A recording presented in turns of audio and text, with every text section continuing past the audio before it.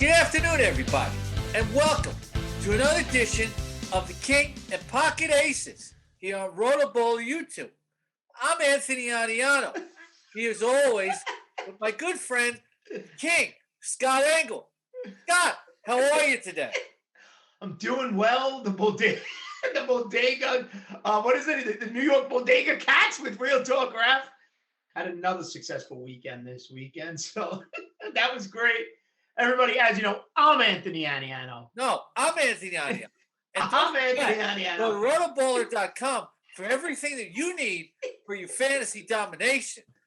We have everything you need, every sport, NBA, NFL, MMA, even NASCAR when it goes on. Just remember to use code KING for Scott when you go there, and ACES for myself. So, Scott, how are you looking forward to Week 11?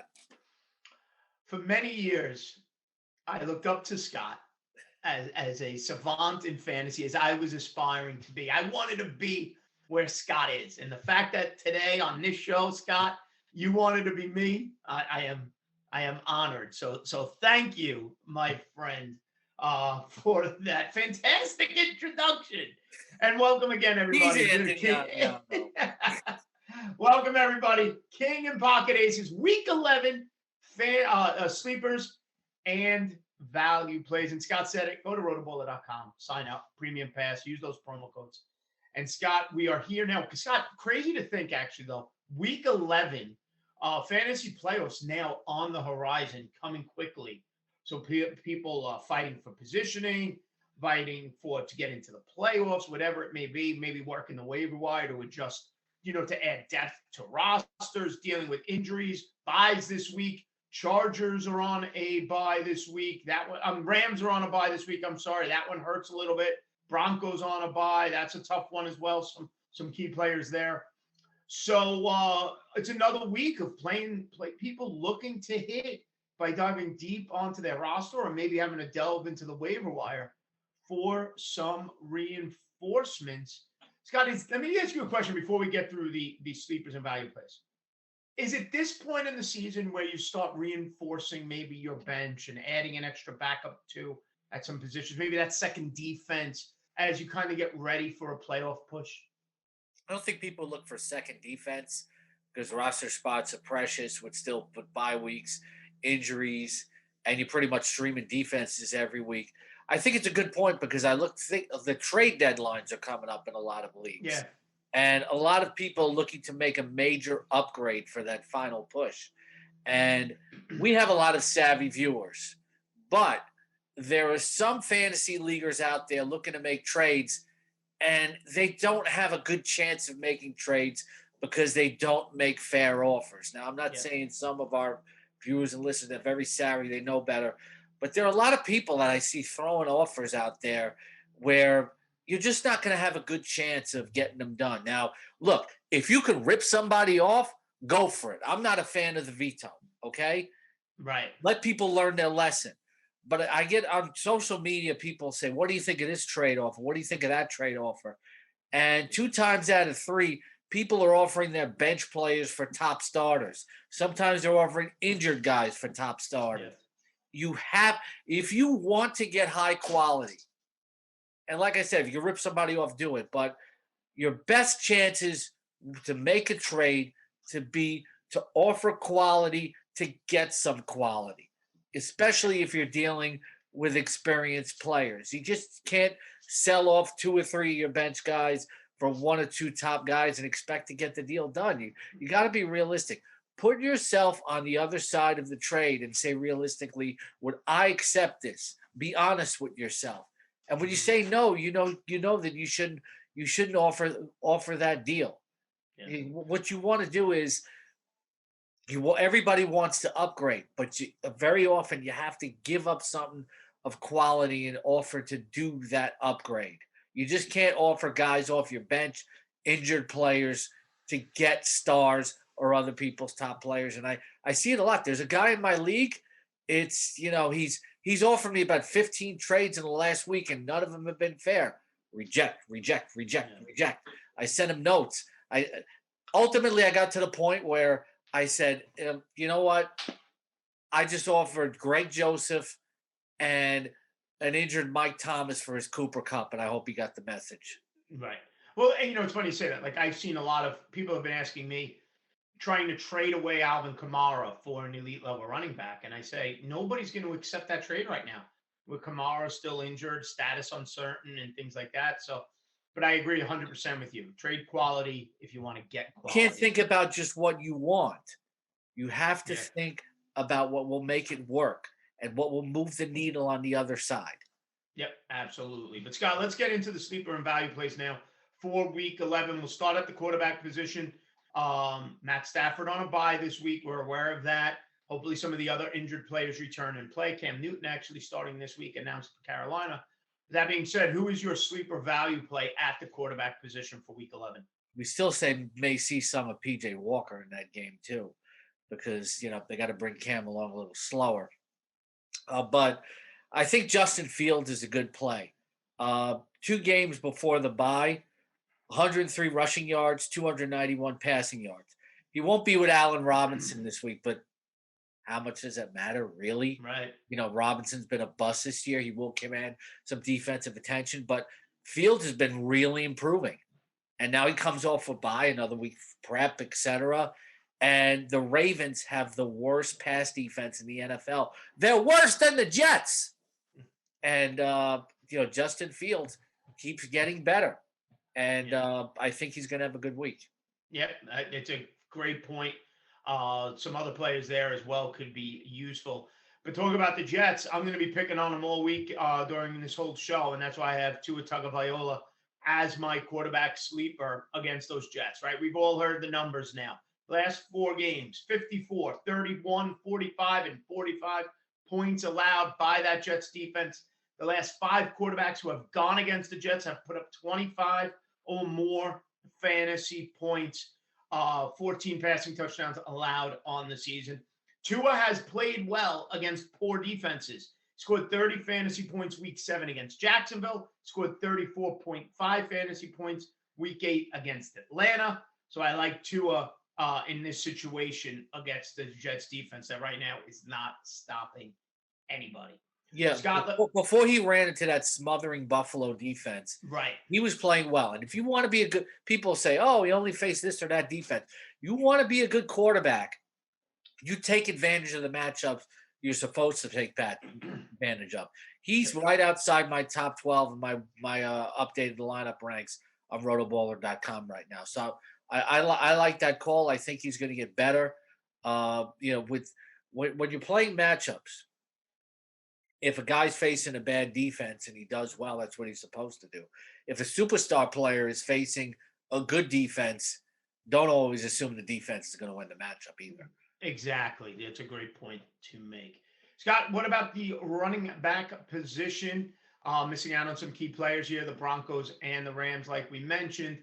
So who do you have as a sleeper value play at the running back position? My first one is actually from the Dolphins. It's Myles Gaskin. You can never know from week to week when to use him, but this is a good week. Last time he faced the Jets, 126 scrimmage yards, 91 rushing. The Jets have allowed an NFL high 17 rushing touchdowns. Myles Gaskin going to get in the end zone this week. Love that pick. And again, we'll continue picking on the Jets all show. Scott, I was surprised I put this player down, James Conner against Seattle, because before this week, I never really viewed him as a sleeper value play after Chase Edmonds got hurt. I thought everybody was kind of rolling with him. And then I had people hitting me up on Twitter saying, should I play James Conner? And the more people asked me, the more I felt the need to remind people what James Conner has done. 12 rushing touchdowns on the season, 12 or more fantasy points in 4 straight games. And he goes against the Seattle defense that allows 31 points per game to running backs. They've already allowed 64 receptions on the season to running backs. That's the 6th most in the league. It's a PPR to death opportunity there, 7 receptions a game. And they've allowed 9 total touchdowns to running backs. Now, Arizona's quarterback situation is going to be interesting. Kyler Murray trending towards playing potentially, but who really knows? But James Conner, who I didn't necessarily view as a value or sleeper play, but enough people asked me about him that I had to come on here today and say, you got to play him this week against Seattle, folks. Got to please the people. There it is. Scott, who is your RB2 value sleeper play? This is a little deeper, but he's played a lot better than a lot of people known. Kenyon Drake against the Cincinnati Bengals. Cincinnati Bengals really give it up to receiving running backs. Heading into this week, before the Thursday night game, they had allowed the most receptions to opposing running backs, 70. And if if there's going to be one running back involved in the passing game for the Raiders, it's going to be Kenyon Drake. Love that pick of Kenyon Drake against Cincinnati. Scott, my second value play running back, Deonta Foreman of the Tennessee Titans against the Houston Texans.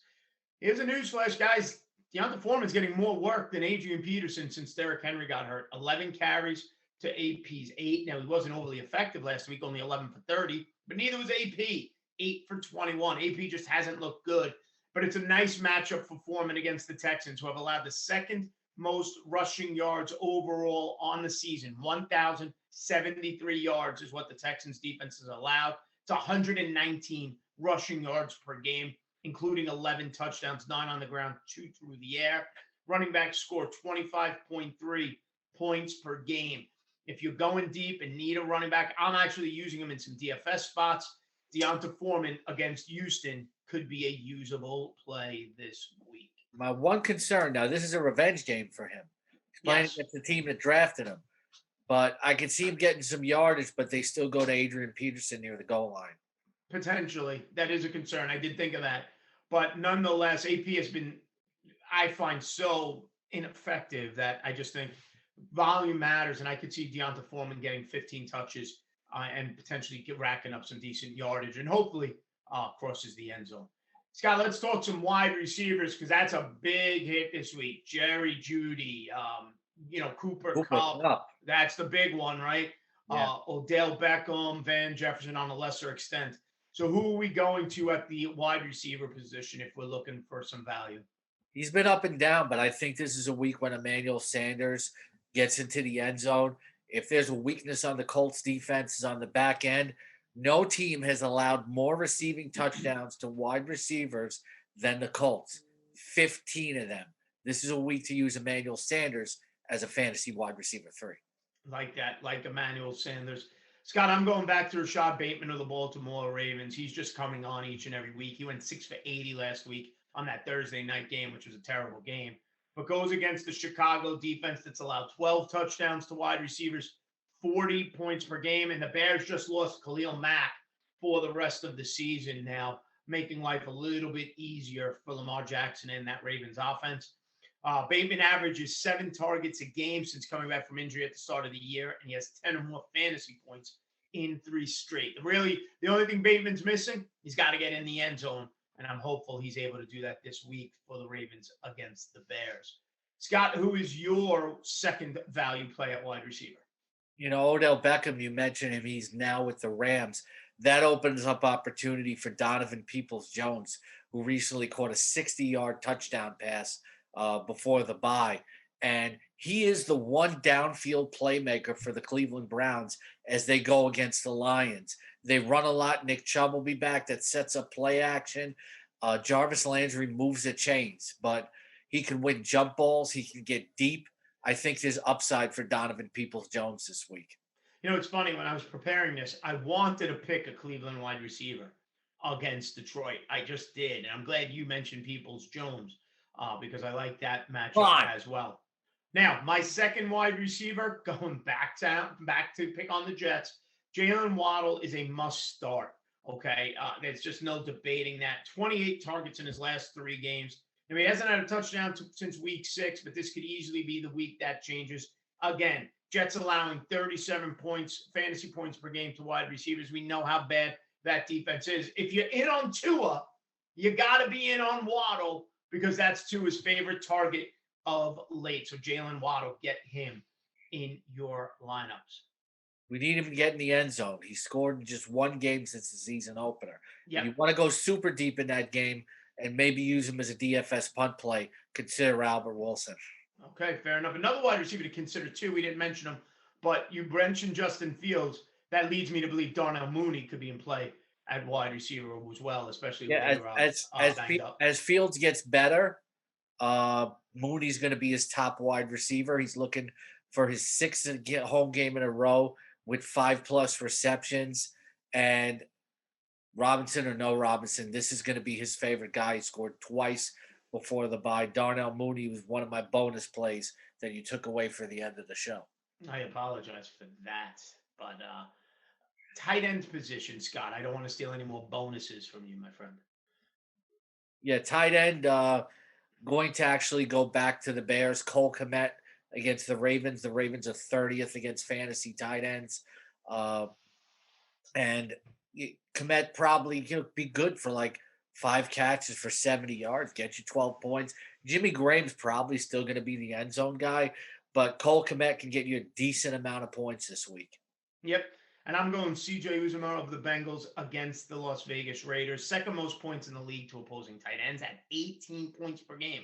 On average, tight ends average just under 7 receptions, 6.7 to be exact.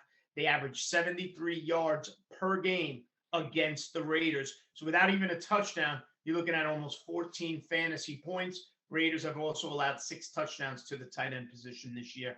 Nice spot for CJ against the Raiders defense. Well, Scott, I've already given away one of your bonus plays. Darnell Mooney is one of them, and I agree 100%. Who are some other bonus sleeper value plays we have here?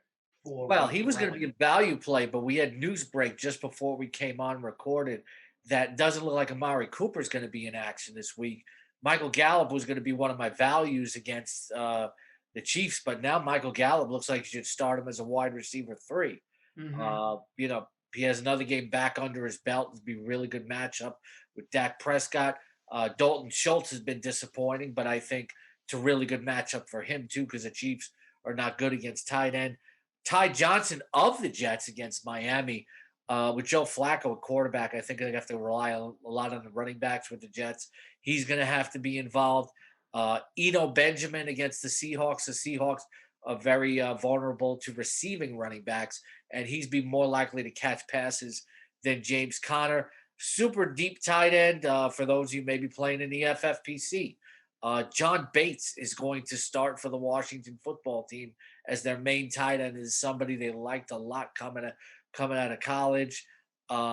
Defensively, there's not a value play, but in some leagues, the Cleveland defense is still available in some leagues, and they're playing Detroit, and Detroit has no Jared Goff this week. Yeah. So that's something else that you can look at for sure. And I mentioned Emmanuel Sanders. Gabriel Davis is somebody else to look at as well. There you go. There it is. That's Scott's bonus plays for week 11. All right, everybody. As always, make sure you hit the like and subscribe button right here to Rotoballer's YouTube channel and check out all the great content all week long. We start with waiver wires. We go to start sits every week, and then King Pocket Aces here. We end it at the end of the week with our sleeper and value plays. All right, everybody. Scott, as always, this has been fun, my friend. And thanks, Anthony. And I'm Anthony Aniano. Have a good one. Stay smart, stay safe.